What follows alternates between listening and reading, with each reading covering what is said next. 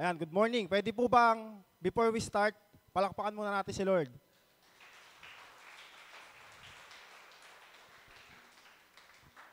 Pwede palakas ng konti. Tayo po yumuko at manalangin. Lord, marami pong salamat sa umagang ito na binigay mo sa amin. Salamat po sa pagkakataon. Muli, Lord, na pagbubulay-bulay at pag-uusapan po namin ang iyong salita, ang iyong mensahe. Hinihiling po namin, Lord, sa puso ng bawat isa, sa buhay ng bawat isa, yung pangungusap mo lamang, Panginoon, ang maranasan ng bawat isa at patuloy yung wisdom, yung message mo ay tumimo sa aming mga puso at buhay, Panginoon. Wala pong ibang may tataas, kundi ang pangalan lamang po ng aming Panginoong Hesus. Purihin ka sa pangalan po ng aming Panginoong Hesus. Amen.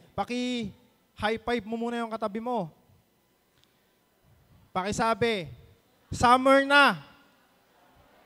Ready ka na ba? Ready ka na magpapayat? Okay. So, ngayon po kasi, nagkakaroon ako kasi ng medyo mga observation. Anong month ngayon? March. O, para po sa kaalaman nyo, it is my birth month. Yan. So, nag-birthday ako last Tuesday, March 5. And then, ang pinaka-gift ko sa sarili ko, 2 days leave. Monday, actually, 4 days straight yun kasi kadugtong ng weekend, no? Saturday, Sunday, Monday, Tuesday, naka-leave ako sa work, no? So, bakit ko nga ba yung ginawa? Kasi, for the certain period, parang gusto ko lang magkaroon ng relax na isip, no? Hindi ko muna isipin yung trabaho. At habang nag-o-observe ako, nag-iisip-isip din ako noon, that time, nung gabi. Kamusta na kaya yung mga tao sa paligid? Kamusta na yung mga churchmate ko? Kamusta na yung mga dati kong kaibigan? And then, ang ginagawa ko kasi that time, mumotor ako, may, kumbaga, nag-aaliw-aliw. Napapansin ko sa paligid, ang daming busy. Kanina, papapunta ako ng church. Merong na-aksidente dun sa talipapa ng Tabang, no? May nakataob na motor, yung Food Panda, tapos may sasakyan. Tapos parang abalang-abala yung palengke, no? Parang ang busy ng buhay.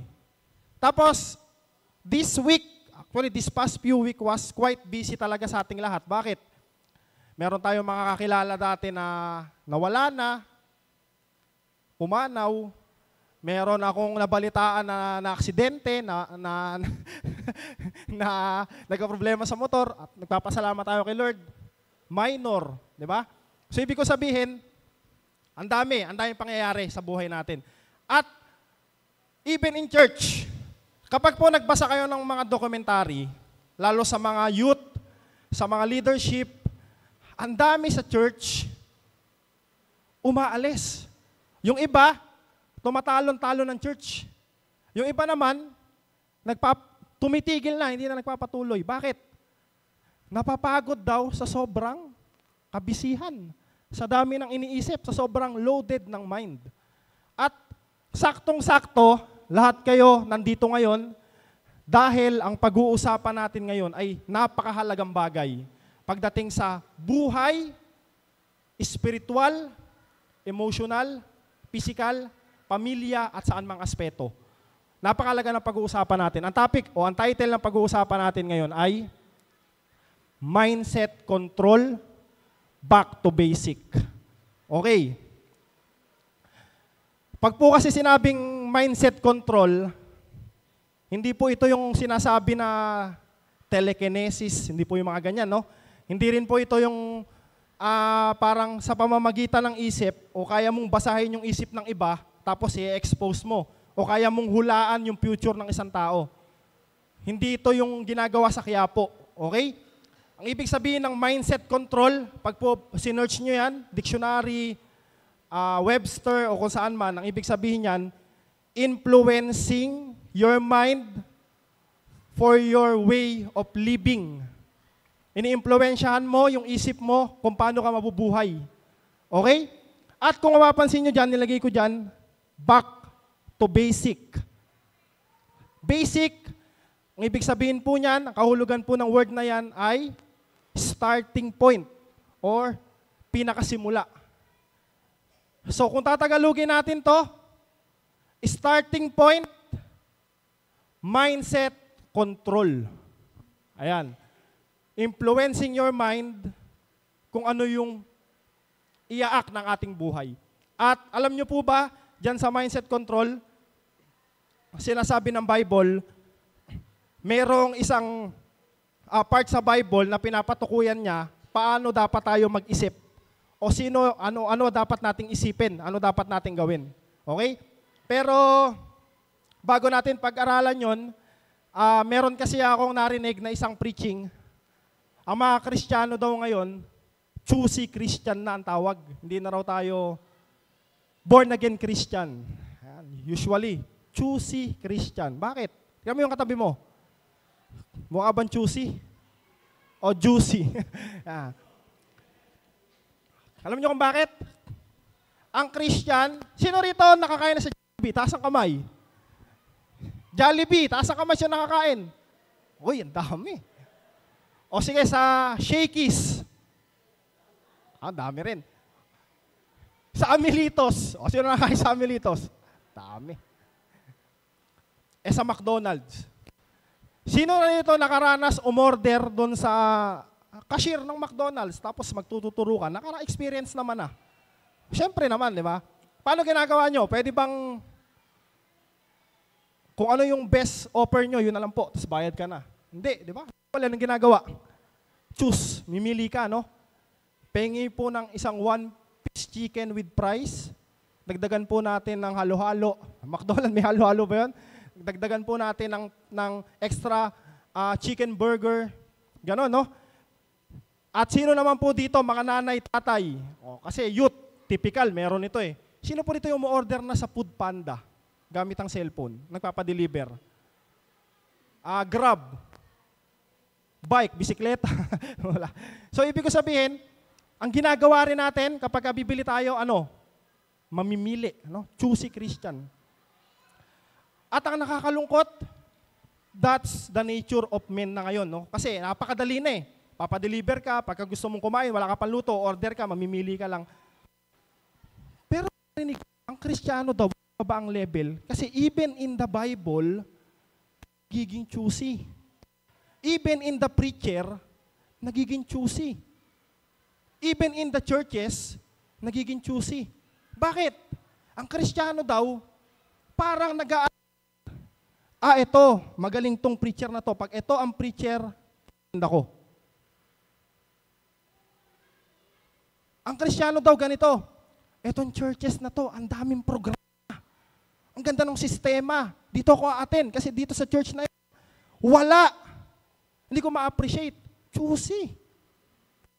At ang masaklap, in the Bible, etong pangako na to, gusto ko to, ito warning, hindi ko gaano papansinin yan. Ito, pierno na naman, dito naman muna ako sa kayamanan. Diba? Ito na ako sa blessing. Ito na ako dahil nararamdaman ako ngayon, ang babasahin kong chapter ay tungkol sa healing.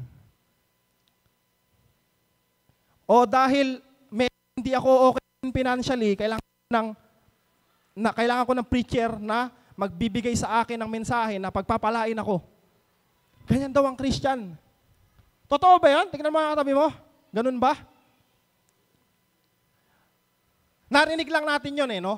Pero ang makakasagot nun, sarili natin. Alam nyo kung bakit? Kasi it's between you and God ang makakaalam kung ganun na ba talaga tayo, ako, ikaw. Di ba? Yung mind natin, nilamon na ng trend. Nilamon na ng sistema. Even Christianity, dinadala na ng modern era. Bakit? Pagka nga may nag-preach ng almost Bible, hindi nagpapatawa. Parang ayaw na natin pakinggan eh. Ganun na nangyari. At ayun na nakakalungkot. Pero dahil nga ang nangyayari ngayon, babalik tayo sa basic. Babalik tayo sa mindset control. Back to basic. Pag-usapan po natin yung Colossus chapter 3, verse 1 to 4. Nalagay ko po dyan. Basahin po natin. Sabi po rito, verse 1, binuhay kayong muli kasama ni Kristo.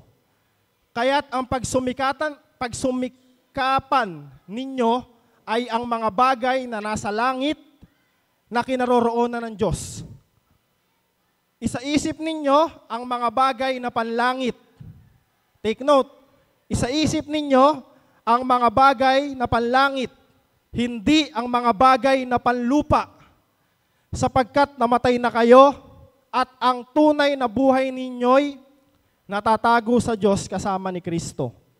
Si Kristo ang tunay na buhay ninyo at kapag siya'y nahayag, mahayag din kayong kasama niya at makakahati sa kanyang karangalan. Balik po natin sa verse 1. Yan. Sa English po kasi, ang pinapopokusan nito, pag sumikapan ninyo na ang mga, sa ibang salin, ituon ninyo ang inyong isip sa mga bagay na panlangit o sa mga bagay na nasa langit na kinaroroonan ng Diyos. Sa English, focus your mind on the things above or heavenly things. Ano ibig sabihin ng heavenly things? Bagay na spiritual o bagay na may kinalaman kay Lord, may kinalaman sa Diyos. Alam niyo po, ang nangyayari kasi, kaya nabanggit ko kanina at nababanggit yun ng some pastors, ang Kristiyano ngayon, more on choosy Christian na. Kasi, ang isip natin nakapokus na sa panlupang concern. Nawawala na tayo mag-focus sa heavenly things. Alam niyo po ba kung anong kalaban ng faith? Sino makakasagot? Anong kalaban ng faith? Kabaliktaran ng faith. Fear. May narinig ako, fear. Usually, yan yung nagiging sagot natin at alam natin. Pero alam niyo po ba anong kalaban ng faith? Sight. Ano sabi sa Bible? You don't need to live, you need to live with faith and not by sight. Bakit? Bakit nawawala yung faith ng tao? Anong kalaban? Anong kabaliktaran? Kasi nakikita. Yung nakikita mo na panlupa, hindi naaayon sa gusto mo mangyari through faith. Ang hirap manampalataya pagka ang basihan mo yung nakikita mo. Bakit? Parang imposible. Kung nasan ka man ngayon, experience mo kung ano yung nararanasan mo ngayon, pag tinignan mo yon, ang hirap ng ibase ng faith. Bakit? Kasi nakapokus ka on what you see and what you feel. Ngayon, ang sabi ng Colossians 3, verse 1 to 4, pag sumakitan o isaisip ninyo ang mga bagay na panlangit. Isaisip ninyo ang mga bagay na tungkol sa Diyos. Pangalawa, verse 2 nga.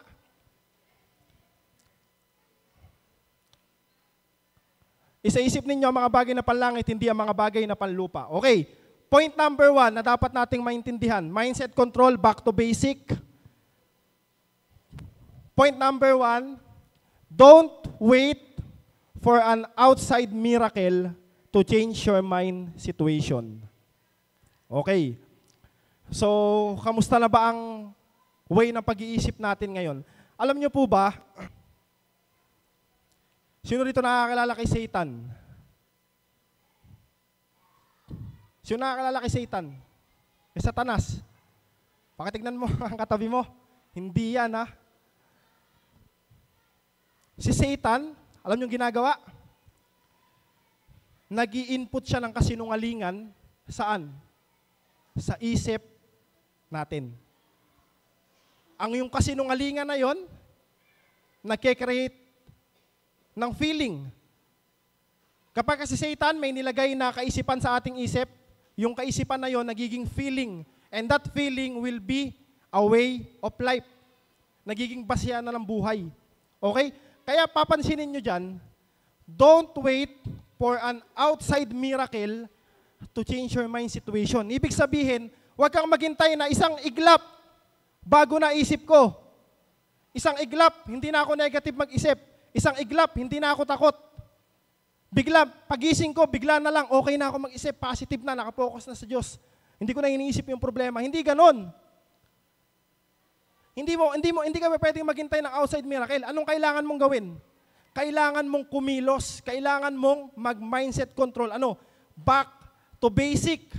Alam niyo yung laging term dito at alam ko alam ng lahat. When you forget the basic, ano yun? You are in sick. Ang tanong, buhay Kristiyano, ano yung basic? Natatandaan pa ba? Ano yung mga dapat nating ginagawa? Baka kasi hindi na ginagawa. Baka mamaya, ang daming nagmi-ministry dito. Humahayo sa Tikay, humahayo sa San Pablo, meron pa sa Matimbo, no? Nag-anniversary, tumutugtog, naglilinis. Pero baka mamaya, yung basic nakakalimutan. Ano? Reading the Bible. Sige, tignan mo yung sarili mo. Baka mamaya, mas madalas ka pang magbasa ng Facebook kaysa magbasa. Prayer. At ano pa? Gathering. Di ba? So yun laging tatlo, ini-emphasize yun sa mga cell group dati, no? Devotion, prayer, gathering. Ginagawa mo pa ba? O puro ka na lang attend? Tapos magrereklamo ka bakit yung way of mind mo lagi negative? Everyday kailangan nating kumain eh. Di ba sabi, hindi lang sa tinapay nabubuhay ang tao, kundi sa bawat salitang namumutawi sa bibig ng Diyos. Ang problema sa atin, kinakalimutan natin yung pinaka-base na dapat meron tayo. Yung sustansya ng faith natin. Yung Word of God, yung prayer. Nakakalimutan eh. Ang nangyayari, nag-a-advance. Although, ginawa mo yung una, pero pag napunta ka na sa advance, kinakalimutan mo nang gawin. Kaya ang nangyayari, trouble. Alam niyo, pag nakausap niyo po si Pastor Ruben, paulit-ulit eh. Practice holiness. Kamusta yung holiness? Ang daming gumaganap sa church, kamusta yung holiness? Yung Bible reading. Ayun ang gusto niya sa ating lahat. Back to basic. For you to control your mind, for you to focus your mind on the heavenly things, you must first master the basic again. Kailangan mapokus ka uli sa Word of God. Kailangan mapokus ka uli sa pananalangin. May sakit ka ngayon? May nararamdaman ka? Word of God, prayer.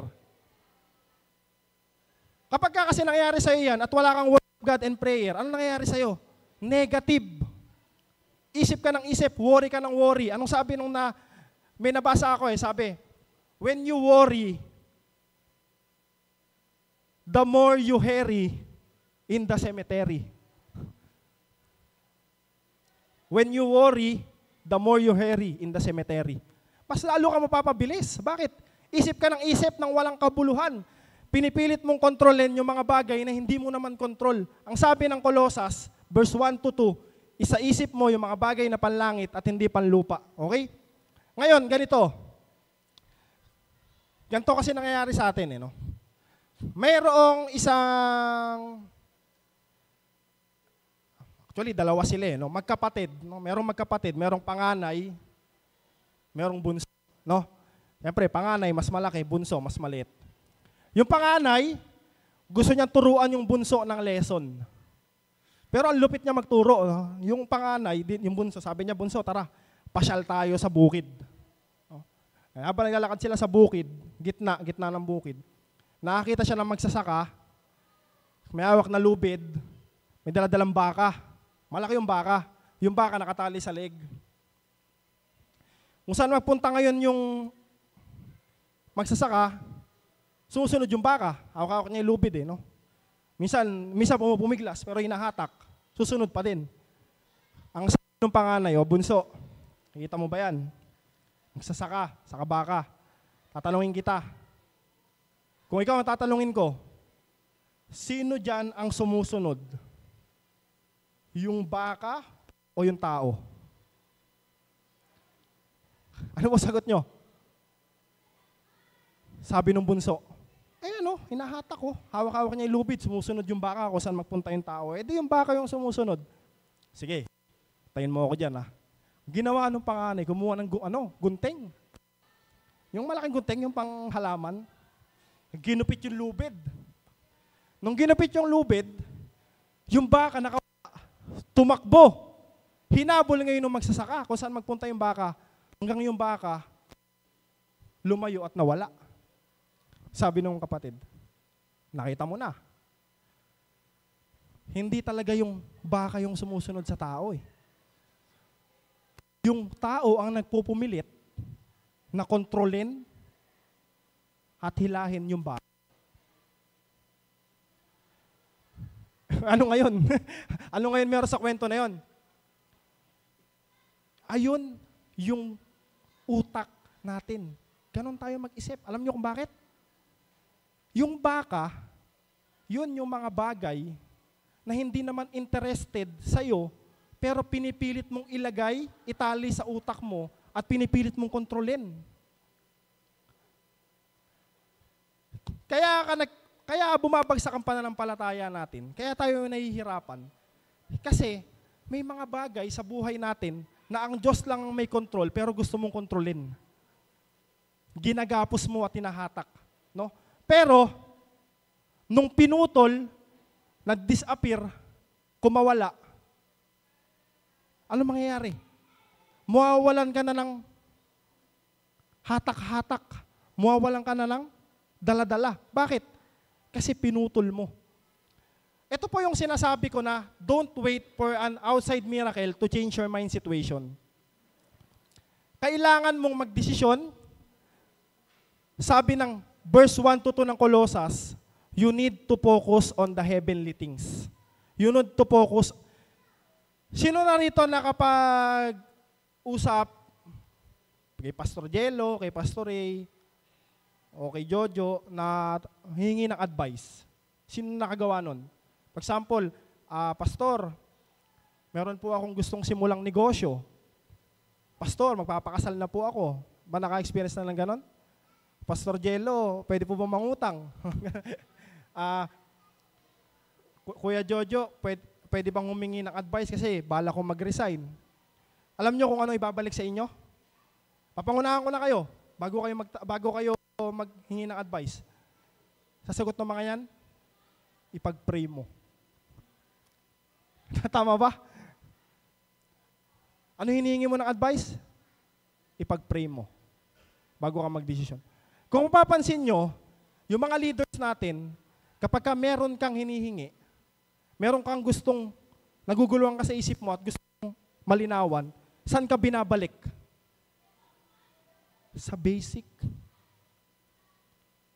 Pag-pray mo. Lahat ng gagawin natin, kailangan meron tayong pundasyon na basic. Kailangan lahat nating babalikan yung basic. Ngayon, tayong mga youth, tayong mga Christian na nandito, baka kasi mamaya, ang dami nating gustong gawin sa buhay, pero yung basic ang nakakalimutan.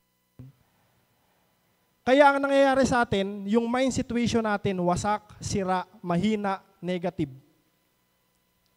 Lagi natin sinasabi, kaya ako negative mag-isip kasi yung negative nangyayari sa akin. Baka naman baliktad. Kaya negative yung nangyayari sa'yo. Kasi negative ka mag-isip. Alam nyo, kaya ako pinatutungkulan tong more on mind kasi napaka-ideal nito sa lahat ng magdidesisyon, sa lahat ng nagdidesisyon, sa lahat ng nalilito. Kung meron kang plano ngayon, meron kang aalis ka ng bansa, lalayo ka sa pamilya mo, meron kang susubukang another opportunity, meron kang kailangang i-give up, paano mo yan didesisyonan? Mindset control, back to basic. Meron kang gustong pagdesisyonan, pinag-pray mo ba? Binalik mo ba sa basic? Sa ibang part, may kapahayagan ba sa'yo sa Word of God? Binabalik mo ba sa basic? O nagdidesisyon ka lang? O ngayon naman, gusto mo nang gawin, okay na. Pero dahil negative ka mag-isip, natatakot ka, hindi mo kayang gawin. Bakit? Kaya negative ba nangyayari sa'yo? Kagaya sinabi ko kanina, baka kasi negative ka mag-isip. Bakit? Kasi nakapokus ka saan? Sa bagay na panlupa and not on heavenly things. Ang sabi ng Bible, focus on the heavenly things.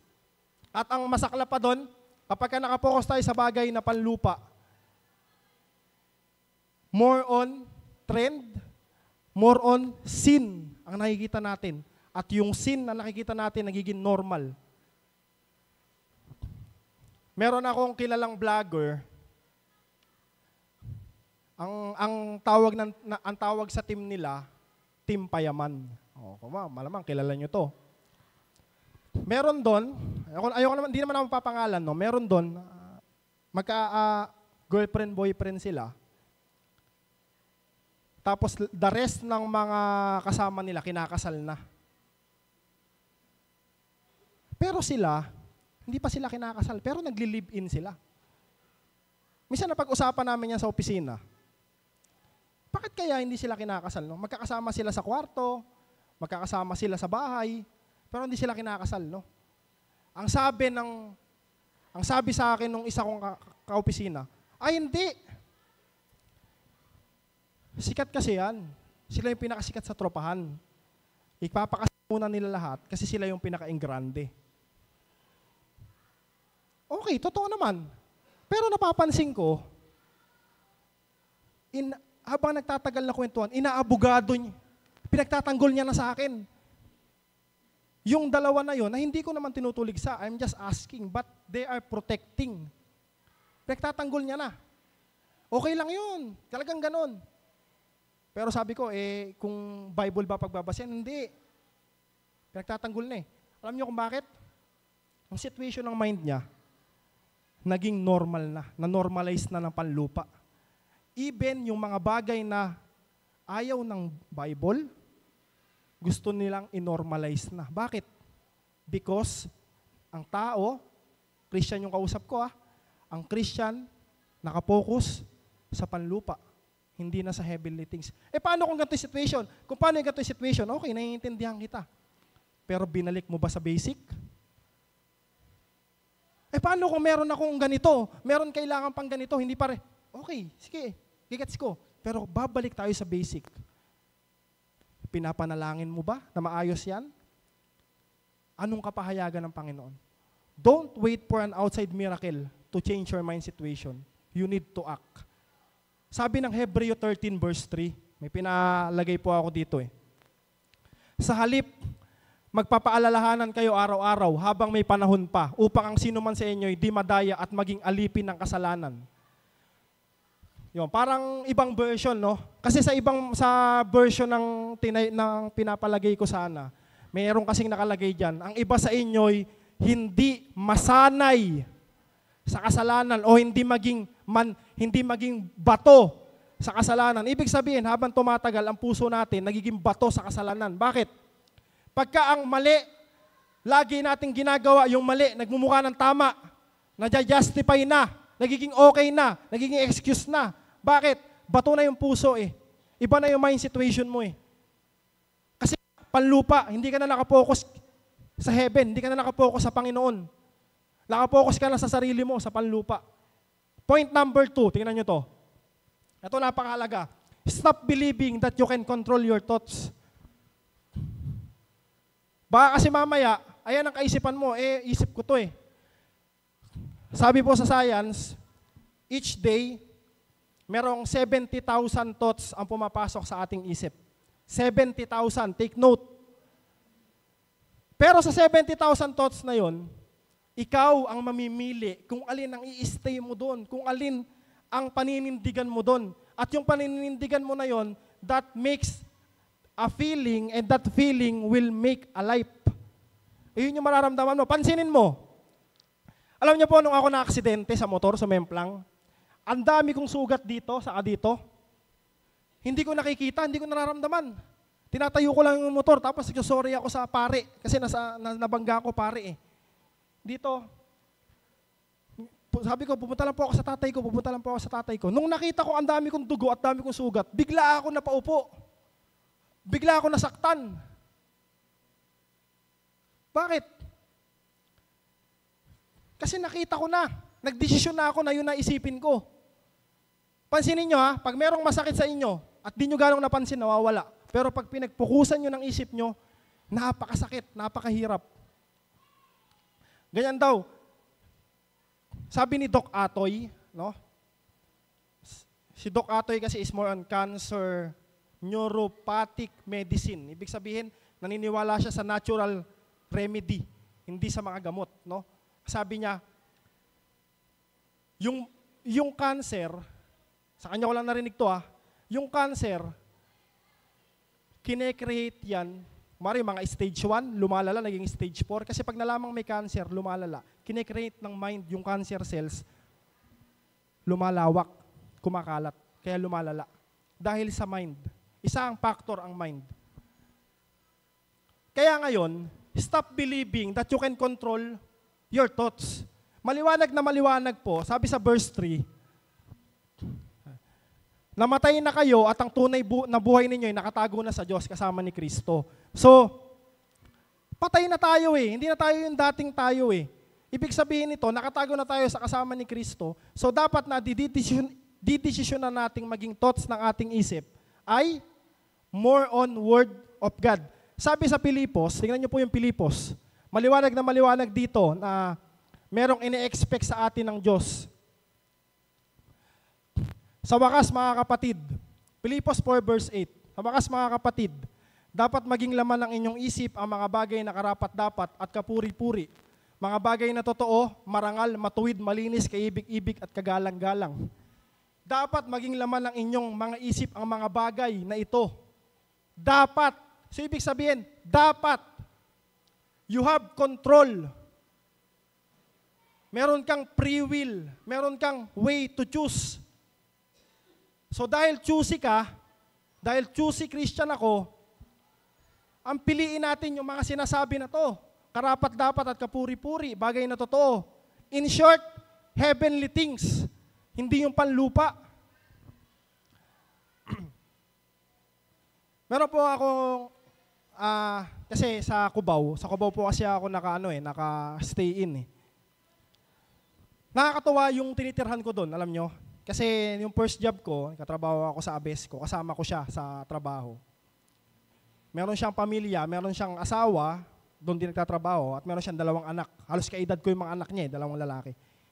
Sa likod ng company, merong malaking apartment doon, isang buong bahay, merong 3 kwarto. Nakatira sila doon as family. Nung nag-pandemic, kasi dati uwian lang po ako hindi ko kailangan ko ng matutuluyan. Inoffer niya sa akin yung 1 kwarto. Kasi yung kwarto po doon, up and down kasi yung bahay. 2 kwarto sa taas, 1 kwarto sa baba. Inoffer niya sa akin yung kwarto sa baba. Yung kwarto na yon may sariling CR, may higaan. Kwarto siya, tapos may mga gamit na. So, pinatuloy niya ako doon. Tapos doon sa bahay niya, mayroong parking ng sasakyan, may parking ng motor. For only 2,800 per month. Nasa Manila. Ngayon, nung kinikwento ko yung sa mga ka-opisina ko, na-amaze sila. Sabi nila, hindi ka makakahanap ng ganyan. Kasi alam mo, parking lang sa Manila, 5,000 na monthly. Parking pa lang. Tapos, yung 2,800 na yan, bed space lang yan na pangit. Tapos sama-sama kayo sa 1 kwarto, double-double. Iisip ko, napakabuti ng Lord. Kasi yung tinutuluyan ko, may sarili akong kwarto sa baba, may sarili akong CR, may sarili akong parking, bahay doon, pwede ako magluto, pwede ako maghugas, libre yung tubig, wala akong bayarang kuryente, pwede ako maglaba, anytime. So, hindi ko talaga siya iniiwan. Ngayon, dahil nga 2 yung kwarto sa taas, yung mga anak kasi niya, umuwi na ng Laguna, sila mag-asawa doon, may bakanting 1 kwarto. Okay? Merong new hire sa una naming company, yung Abesco, galing ng Davao. Dating madre. Okay? Ngayon, nakiusap yung company na doon patuluyin kasi walang tutuluyan. So, pumayag. No? So, nandun na siya. Meron ng bagong tao sa taas. Found out na yung nakatira doon na bago ay meron tinatawag na bipolar disorder schizophrenia. Parang gano'n eh. Parang gano'n yung name nung schizophrenia. Ayun. Thank you. Every night, sumisigaw. Nung sinilip ko, kausap, santo, sumisigaw every night. Tapos pagbababa, bigla, kahit nakaupo ka lang, biglang magagalit. Binabastos mo ko. Tapos aalis. Babae po yun, 47 years old na siya. Misa kumakain ako sa table, tapos dumaan siya, sabi niya, binabastos mo ko, tapos umalis. Gulat ako, sabi ko, Lord, parang nakabahan ako. Tapos, hindi siya nagbabayad ng upa. Nung sinisingil siya, ang sabi niya, hindi ako aalis. Kayo ang umalis. Hindi, ang ginawa, dahil mabait naman sa akin yung kasama ko, yung talagang, kasi yun, inuupahan niya yun ng buo, tapos pinaupa niya rin. No? Parang ganun yung point niya. Sinama ko siya sa barangay, nagreklamo siya sa barangay kasi babae yun eh. No? Na ganito po yung ginagawa, naghihiyaw. Minsan, pag nire-record yung mga sinasabi, parang nagmumura, tas sigaw ng sigaw pagkagabi, walang kausap. Minsan, minsan patay lahat ng ilaw, paglabas ko ng kwarto, bubuksan ko yung ilaw, nakatayo, para magugulat, ha? Ganon po yung nangyari, no? Now, ganito, tinanggal siya sa company kasi ang dami niyang kaaway at wala siyang magawang maayos na trabaho. Ang ginawa ng barangay, tumawag sa Davao, taga Davao eh. Kinontak yung pamilya. Nung kinontak yung pamilya, ang sabi ng family ganito, buti naman, nandyan, kasi akala namin nawawala. Papaturukan namin yan kasi may sakit, tumakas.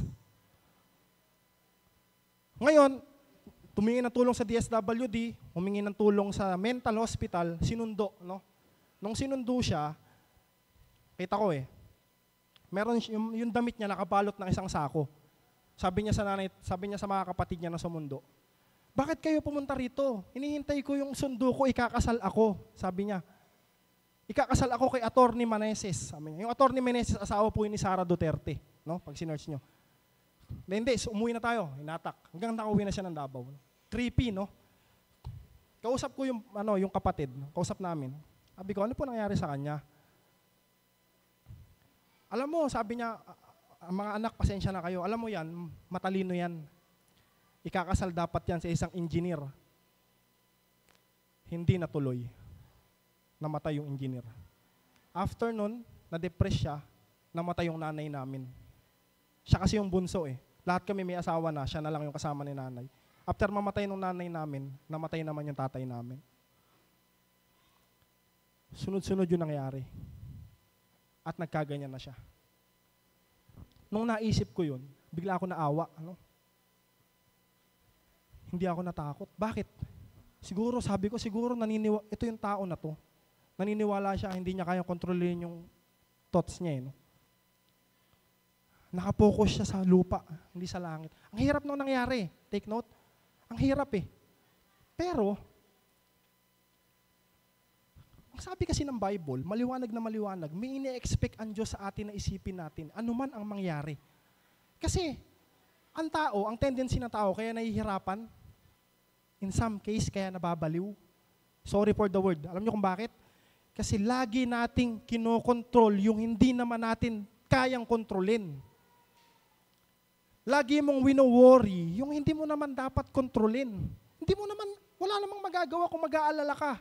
Wala namang magagawa kung mag-iisip ka. Kahit anong gawin mong kontrol, hindi mo magagawa. Bakit? God has a perfect plan. Alam nyo, kaya nahihirapan ng mga Kristiyano, mga youth, ang isip daw natin puro what if. What if ganito? What if ganito yung mangyari? What if hindi ako magkaroon ng ganito? What if ganyan? Pero alam nyo, dapat daw ang mindset natin, even if. Hindi one if. Ganito ako, even if ganyan. I will stay to the Lord even if ganito yung mangyari. Even if ganyan, ganito. Even if, bakit? Focus ka sa heaven. Nakapokus ka, kanino? Merong Jesus Christ na lagi nating uulitin. Back to basic tayo. Word, prayer, ano yun? Merong Jesus Christ na luminis na sa kasalanan mo, nagpagaling ng mga sakit natin sa pamamagitan ng kanyang dugo. Di ba? Kaya siya namatay para sa atin, hindi tayo mapahamak. Doon natin ibabalik lahat. Kaya raw tayo naliligaw kasi hindi natin na-appreciate. Yung ginawa talaga ng Panginoon, nawawala sa isip natin yun eh. Kasi kung i-imagine mo, yung hirap niya, every time na alalahanin mo yun, hindi ka mawawala. Kasi tatanawin mo siyang utang na loob talaga. Stop believing that you can control your thoughts. Sabi ng verse 3, maliwanag, bago ng buhay. Ang bagong buhay natin na kay Kristo, hindi na sa panlupa. Point number 3. Focus on what you believe in Christ and not what you feel. 10 minutes na lang daw po ako. Maniwala ka sa pinaniniwalaan mo kay Kristo at hindi sa nararamdaman mo. Meron pong isang neurologist. Pag po ba sinabing neurologist, di ba, parang more utak, brain. Yung neurologist na yan, nabasa ko lang po ito, no? Meron siyang ooperahan na isang 22 years old na babae. Ngayon, nakita sa ultrasound o nakita sa MRI, meron siyang malaking tumor sa brain. Kailangang operahan. Okay? Ang ginawa ng doktor, syempre, ooperahan na. Nung binuksan na yung ulo, yung utak, nakita niya na yung tumor, sobrang laki na. To the point na pag tinanggal, lalong mapapahamak yung ooperahan. Ang ginawa ng doktor, sinara niya, tinahi niya uli. Hindi niya tinanggal yung tumor. Pero ang sinabi niya na lang, kasi alam niya, wala nang pag-asa. Ang sinabi niya na lang, okay na, magaling ka na. Natanggal ko na. Ano lang sinabi niya? Kasi hindi niya naman natanggal eh. Wala na rin eh. Wala na rin magagawa para sa kanya. Para hindi na lang mag-isip. Okay na, tanggal na natin, magaling ka na. 22 years old, no? After 28 years, 50 years old na yung babae. Bumalik sa doktor, yung doktor matanda na. Yung babae, bumalik sa doktor, may kasamang anak, 3, kasama yung asawa. Nagpapasalamat sa doktor. Salamat po, nagaling niyo ako. Ngayon yung doktor nagulat. Kasi ang alam niya, mamamatay na. Tapos sabi niya, sige, ganito. Para magkaroon ka ng regular check-up, libre na, may-ari naman ako ng ospital, pacheck uli natin yung ulo mo. Kasi hindi siya makapala eh. Check niya yung ulo, nawala yung tumor. Ngayon, after that, yung doctor na yun, hindi na siya nag-master in neurologist. Alam niyo, minaster niya, master in psychology. Kasi, great yung magagawa ng paniniwala, isip, at pananampalataya. Sabi ng Bible, small faith can move mountains. Focus on what you believe in Christ and not what you feel. Kung nararamdaman mo, nakikita mo, imposible, pero ang paniniwala mo kay Christ ay iba, it can change your life. It can change your situation. Magaya ng kwento na yon, parang imposible, pero bakit nangyari? Kasi faith, naniwala. Ang sabi po sa verse 4, paki-focus po tayo sa verse 4. Si Kristo ang tunay na buhay ninyo. Okay? At pag siya'y nahayag, mahayag din kayong kasama niya at makakahati sa kanyang karangalan. Si Kristo ang tunay na buhay ninyo. Ibig sabihin niyan, siya ang tunay na buhay natin, siya ang reason ng buhay natin, at siya rin ang may kayang kumontrol ng anumang pangyayari sa buhay natin, siya rin kayang magdesisyon sa buhay natin. Kaya pag naniwala ka, you believe in Christ, meron siyang gagawin eh. Ayon, take note, ayon sa kanyang kalooban. Okay? So, sabi po ng Colossus 3, in short, 1-4, ang pinaka-point po nito, ang buhay natin, ang puso natin, ang pagkatao natin, hindi dapat tayo mapokus sa panlupa. Hindi dapat tayo mapokus sa mundong ito, kundi sa bagay na panlangit. Hindi puro pangarap mo. Hindi puro yung gusto mo. Hindi yung puro yung nararamdaman mo. All about Jesus Christ. All about Christ. Sabi ng Roma 2, ng Roma 12 verse 2, huwag na kayong makiayon sa takbo ng mundo, kundi magbago kayo ng pag-iisip. Tama? Mindset control, back to basic. Naalala niyo po yung preaching ni Pastor Jello, ang sabi doon sa pahayag verse, ang dami mong ginawa eh, okay naman eh, na-appreciate ko yun. Pero isang bagay ang ayoko sa'yo. Sabi ng kapahayagan, no? Isang bagay ang ayoko sa'yo. Yung pag-ibig mo noong una, hindi nakagaya ngayon. Alamig ka na. Bakit? Nagbago isip mo. Nawala ka sa basic. So, ang kailangan natin gawin ngayon, isang paalala, God wants all of us back to basic. Simula po ngayon, sa youth, Beans, i-impose po natin yung tinatawag na notebook, no? Pag nagpipreach. Kasi alam nyo kung bakit? Kasi pag cellphone, pwede naman, kaso lang may distraction dyan eh. Magiging distraction yung cellphone. Panlupa yan eh, hindi yan panlangit. Okay? So, back to basic. Alalahanin mo yung kalagayan mo ngayon. Kamusta na yung Bible reading? Kamusta na yung prayer? No? So, pwede po ba lahat tayo tumayo?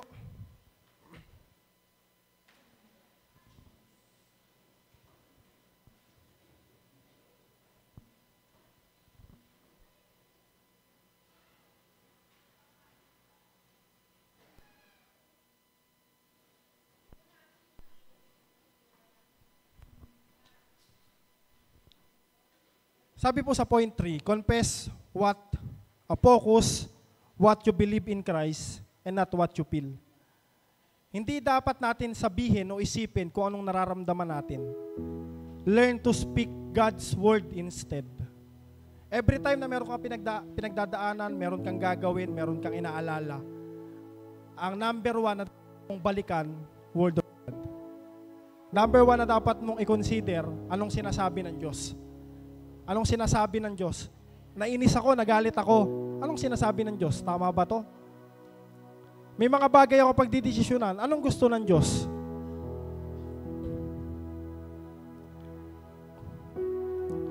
The battleground is in our mind. Si Satan gumagawa ng kasinungalingan sa isip mo. Yung kasinungalingan, nagiging feeling. Yung feeling, nagiging way of life. That's why we need mindset control, back to basic. Ngayon, magkaroon po tayo ng self-examination. Kamusta na po ba yung buhay natin? Kamusta na po yung isip natin? Nakapokus lang ba tayo ngayon sa pangarap natin, sa paligid natin, sa gusto natin? Talaga bang ang Christian is choosy Christian na ngayon? Pipiliin mo lang kung gusto mo, pipiliin mo lang kung sino gusto mong kausapin. Gagawin mo lang kung kailan mo gustong gawin. Makikinig ka lang kung kanino mo gustong makinig. At pupunta ka lang doon sa gusto mong puntahan. So, ang kailangan po ngayon, bumalik tayo sa basic. Alamin natin ano ang kalooban ng Panginoon. Panginoon na namatay sa krus para sa atin, para tayo ay maligtas at hindi mapunta ng impyerno. The only way to change our thinking is filling our conscious mind with new information of God's truth. Of God's truth. Tungkol sa katotohanan ng salita ng Diyos. At hindi ng mga bagay na kaalaman lang natin. We need to live by wisdom and not by knowledge anymore. Knowledge ay panlupa at wisdom ay panlangit. At ayun ang dapat nahilingin natin sa Panginoon. Dahil yun yung magbibigay sa atin ng tunay na kaalaman sa buhay. Tayo po'y manalangin. Lord, marami pong salamat sa tanghaling ito, sa umagang ito. Salamat po sa pagpapaunawa mo, Lord, ng bagay na dapat naming ayusin. Yung magbalik kami, Panginoon, sa basic. Magkaroon kami ng spirit, magkaroon kami ng utak, ng puso, na back to basic. Ang dami naming ginagawa, ang dami naming pinaglilingkuran ngayon, ibang ministry, ang dami naming plano, ang dami naming kinapapaguran. Pero Lord, patawad kung nakakalimutan namin yung pinaka-base, yung pinaka-starting point na dapat lagi ginagawa. Yung basic, yung pananalangin, yung pagbabasa ng Bible, yung relationship, yung deep relationship sa'yo, Lord, na hindi nagfe-fade. Dahil, Lord, sabi nga po, ng ibang babasahin.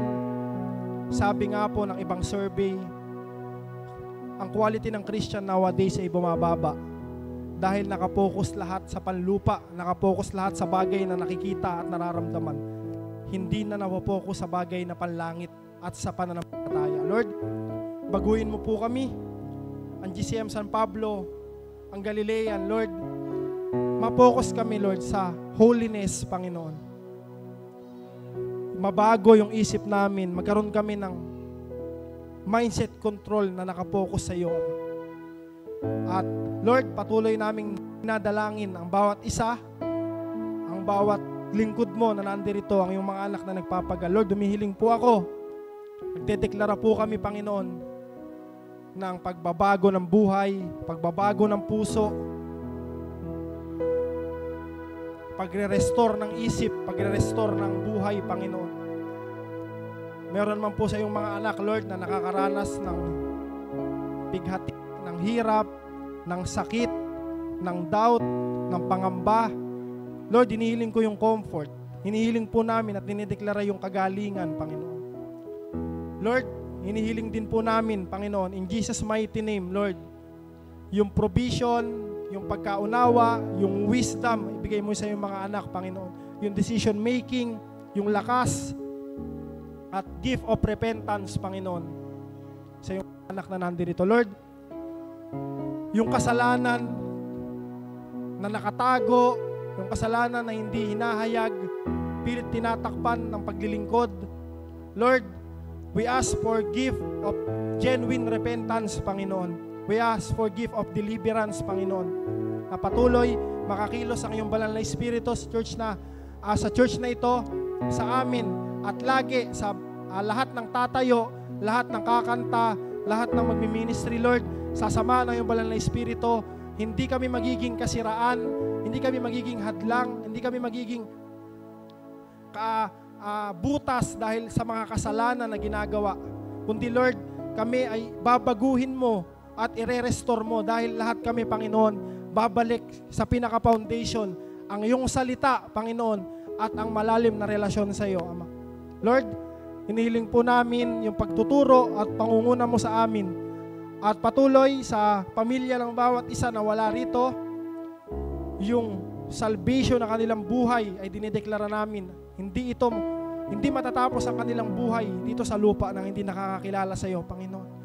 At hinihiling po namin yung signs, wonders, and miracles, Panginoon, na maranasan ng iyong mga anak. Salamat po sa araw na to. Salamat po sa umagang ito, Panginoon. Ikaw lang po ang maitaas. Ikaw lang po ang magharit manguna. Purihin ka, Panginoon. Itaas po ang iyong dakilang pangalan. Ikaw po ang hari ng mga hari. Ikaw po ang Panginoon ng mga Panginoon. At banal ang iyong pangalan, Jesus. Purihin ka. Ito po ang aming dalangin. In Jesus' mighty name. Amen. Pakapakan po natin si Lord.